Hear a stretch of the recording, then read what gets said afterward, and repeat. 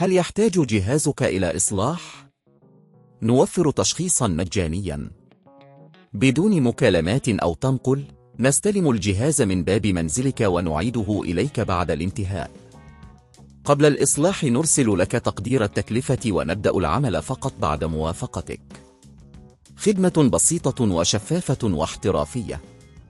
الرابط موجود في الوصف.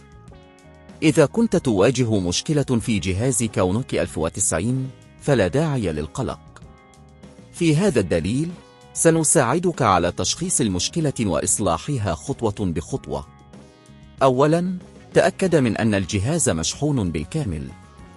قم بتوصيله بالشاحن لمدة ساعة على الأقل، ثم حاول تشغيله مرة أخرى.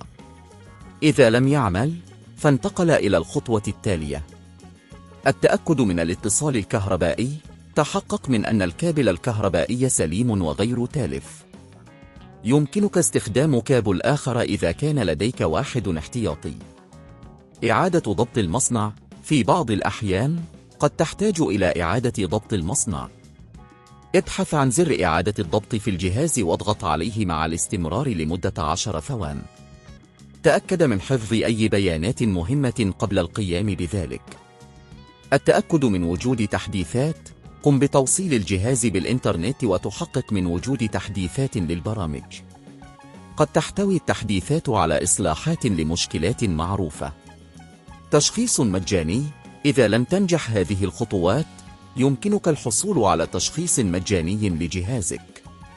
قم بالتواصل مع مركز الخدمة المعتمد لدينا، وسنقوم بفحص جهازك مجانا. خدمة الاستلام من المنزل.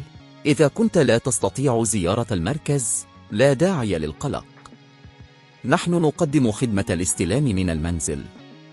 كل ما عليك فعله هو الاتصال بنا، وسنقوم بترتيب استلام جهازك وإعادته إليك بعد الإصلاح.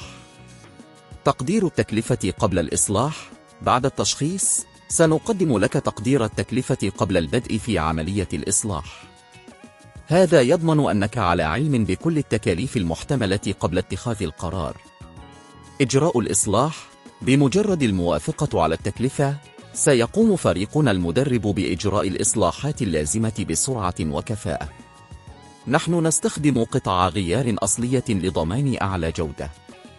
اختبار الجهاز. بعد الانتهاء من الإصلاح، سنقوم باختبار الجهاز للتأكد من أنه يعمل بشكل صحيح قبل إعادته إليك.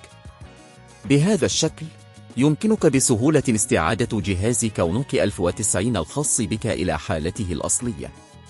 لا تتردد في التواصل معنا إذا كنت بحاجة إلى أي مساعدة إضافية. هل يحتاج جهازك إلى إصلاح؟ نوفر تشخيصا مجانيا بدون مكالمات أو تنقل. نستلم الجهاز من باب منزلك ونعيده إليك بعد الانتهاء. قبل الإصلاح نرسل لك تقدير التكلفة ونبدأ العمل فقط بعد موافقتك. خدمة بسيطة وشفافة واحترافية. الرابط موجود في الوصف.